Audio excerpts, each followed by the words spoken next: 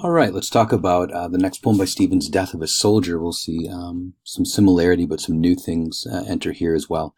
And so I'll try to give you a good reading of what looks like a fairly simple poem. And one reason I'm digging a bit deeper on this poem too is because it seems so simple, but I want to show you the depth of not just this poem, but what a good reading of a poem can look like, because you'll be asked to give some good explanations, interpretations of texts on your midterm and final exam as well. So this is, how deep we can go, so to speak. So don't throw things away too easily. So let's talk about first maybe the title, The Death of a Soldier. It connects it with humans. When we think about soldiers and we think about the death of a soldier, I bet your expectation for a poem called Death of a Soldier, it's going to be wrapped up in very human notions of war and why we go to war. So patriotism, defense, loyalty, right? But you'll notice that this poem has none of those in it. So that already is interesting because they say, well, if the explanations aren't death, don't come from humans like patriotism and everything that we use when we talk about someone in the military dying, what's left, right? We could quickly look ahead to the second stanza. He does not become a 3 days personage. That's, of course, a religious reference to Jesus who rose after 3 days, right? So the poem takes away both patriotism and religion as an explanation for death or as a memorial for death or to celebrate death and get people ready for whatever comes next, right? And so we see those things disappearing early.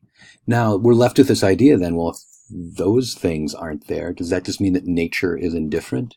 We could read that, especially in the last stanza, right? The clouds go nevertheless in their direction, right here. But we don't see the word indifference. We want to go a little bit deeper on this one and see what it's really saying here. Let's go to the first stanza. Life contracts and death is expected, but it doesn't say someone died, so it's expected, but it isn't there. So this seems to be something about living on, even though the soldier dies in body. The death is expected, but not there. This is about the afterlife, right, to some degree. As in a season of autumn. This is interesting because we all know that, yes, things die in autumn and winter is completely the season of death, but everything regenerates. So this could be seen as a poem about regeneration. Life contracts, but just as the seasons move on and renew, so does life in some way. So the soldier falls, but we can't explain it through patriotism, and we can't explain it through Christianity and going to heaven. Instead, we're going to get a different explanation here.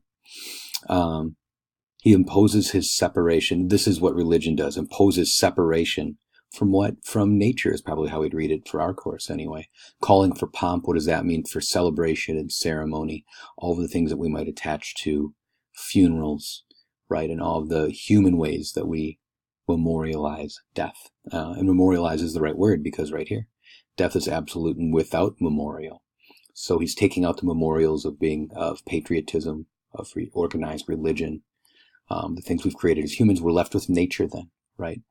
Without memorial, as in a season of autumn. It feels pretty bleak here, right? Death is absolute and without memorial. No one's going to remember you. Your life wasn't important and neither is your death, right? But we get this repeated. So the poet is teaching us something. As in a season of autumn when the wind stops. And then wind stops is repeated. This is the memorial. That's what this poem wants us to see, right? The changing of the seasons, everything being in balance, your death as well as your life, passing here on earth just as the seasons pass. That is the memorial. And so here we see some hesitation by the speaker, and almost some restarting. And that sort of repetition there is the pattern, is the form that shows, wait a minute, this is actually the memorial, right? It's like the speaker is hesitating for a moment or wants us to see that just as the seasons repeat, so does this memorial repeat when something dies, and therefore we have the repeated words in the poem, right? And so that's a really nice way to think about this poem. Nature is not indifferent, but rather we are a part of it, right? And that's the memorial, is that nature keeps moving on. All right, let's take a look at one more Stephen's poem. I will maybe work through this a little bit quicker because we want to talk about the other poems as well, and I spent some time on that poem. You can now read those ideas of Stevens into this one. One must have a mind of winter to regard the frost in the boughs. We could just look at this and what it's saying now through what we just learned, that nature is not indifferent, but we have to get rid of our human conceptions or preconceptions about what nature is, what death is, what memorial is. We have to get rid of all of those things that are human created by our human mind, all the things we've learned from our personal experience, our culture. They all need to disappear if we're going to really understand what nature is, its beauty, the cycles, what this world means, right? And if you read the poem now that way, you will take away almost the same meaning as Death of a Soldier. So that's a nice way to read that one, and I'll let you do the work if you find that poem interesting. A few words about it.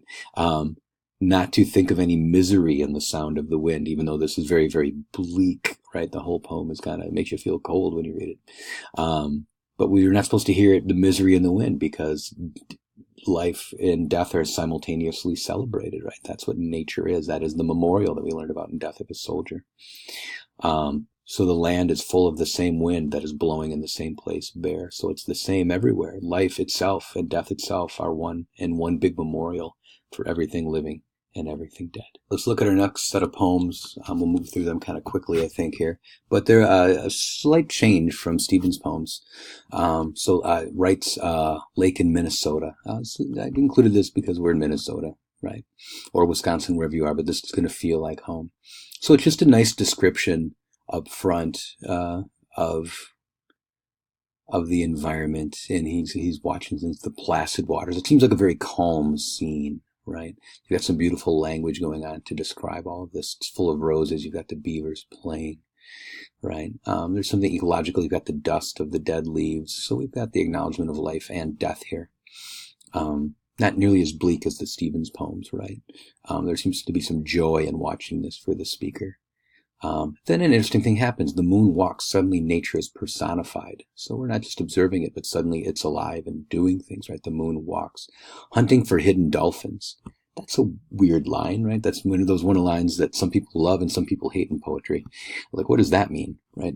Well, there's something we don't know for sure, but it seems to have the idea that nature is alive, is maybe seeking something, or that nature is a mystery in some way, that nature wants something. We don't really know what that means, but we do know that it's hunting, which is interesting because nature could be doing any action, but the poet has chosen to give us hunting.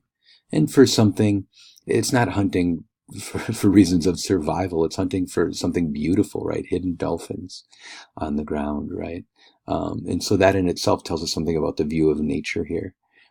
It's personified. It hunts for beautiful things, maybe things that match its own beauty, right? Something like this. Now, the interesting thing we have to ask to close out this poem, he stands downshore from the cloud, right? And he's been, I guess we should have talked about this, gazing up at the clouds, seeing these things, right? These are all the things that can be seen up in the sky and in the environment around. He stands waiting for dark. So what does this mean? Is this someone that was just going out to look at the night sky, but suddenly sees the beauty of nature that we don't oftentimes look at? That would be one way to read the poem. Here, we've got a lot of things that seem filled with joy and energy. And he's standing waiting for dark. Dark is oftentimes connected in our culture with something, darker or foreboding in some way. I don't want to say evil necessarily, but something bad, right? Is that what he's waiting for? We could interpret it that way too. Most of the things that we see here don't match that interpretation, but it is a possible interpretation. Another thing is that we don't know what to make of all this. We can observe nature, we can observe all of this beauty, but what are we supposed to do with it in the end? We're not sure.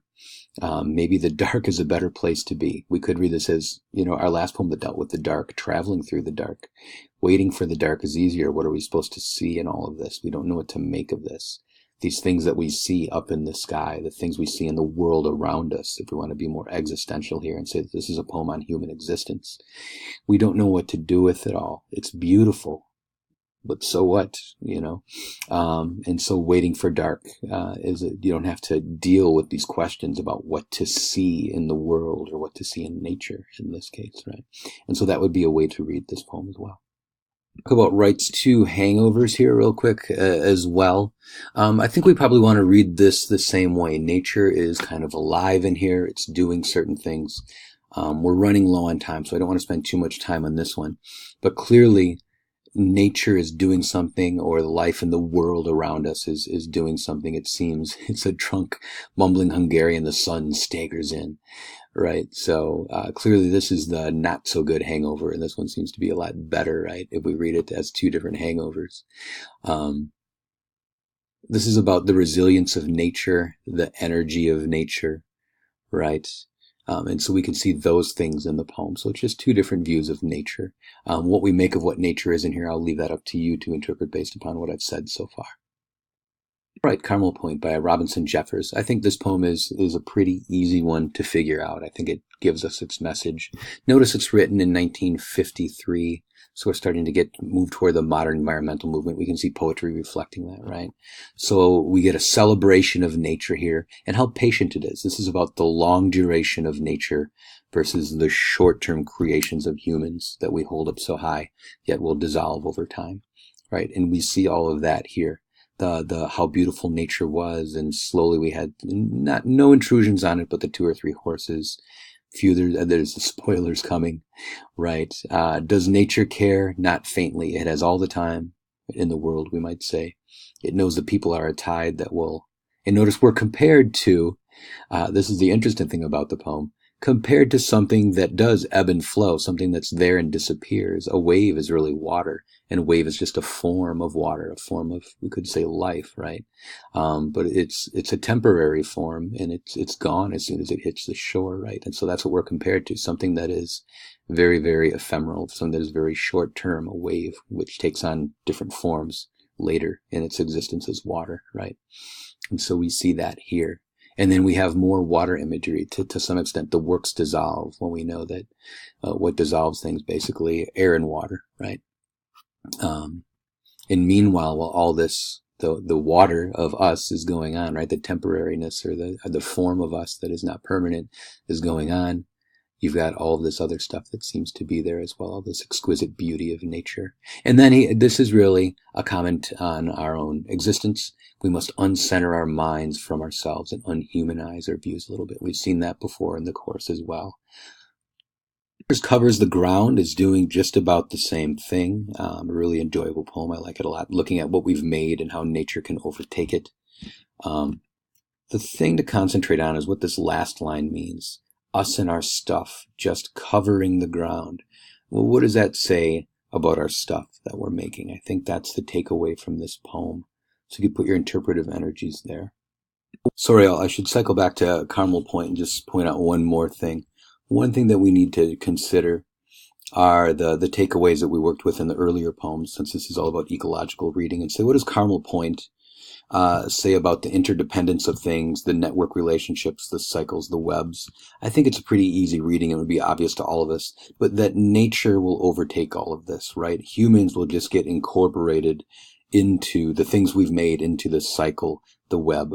Or for Carmel Point, it might even point out, since we're talking about suburbs and things like that here in these poems, basically human creations, that we think of them as suburbs and separate from nature, but they are actually still functioning as nature. You don't look at your backyard and say, look, it's an ecological web. But it is, right? And that's actually larger than it being your privately owned backyard. And so that's how we can give an ecological reading here, is to say, like, all these things are still going on, even if we sometimes read these things as not only development and the progress narrative, but also as the incredible grandeur of human things and the things that we create. And then in Carmel Point and in Snyder's poem, everything will self-organize, everything will be taken into the closed system, right? What seems like the waste from the linear system will just become overgrown and incorporated back into the system. And I think that's a pretty easy read, but it's important to say because that connects these poems to our basic readings, earlier reading from Capra from the day. I don't have time to talk about Diaz, unfortunately, but she is probing how culture and modern American culture, consumer culture, European culture, overtook her own culture. Speaking of Muir, put your energies here on his last page concerning our course. He attributes things to God, and is very much a 19th century thinker in that way. He doesn't comment much on relationships or ecological webs or anything like this. So while he's a proponent of nature, it's very much in the 19th century mode, which is expected.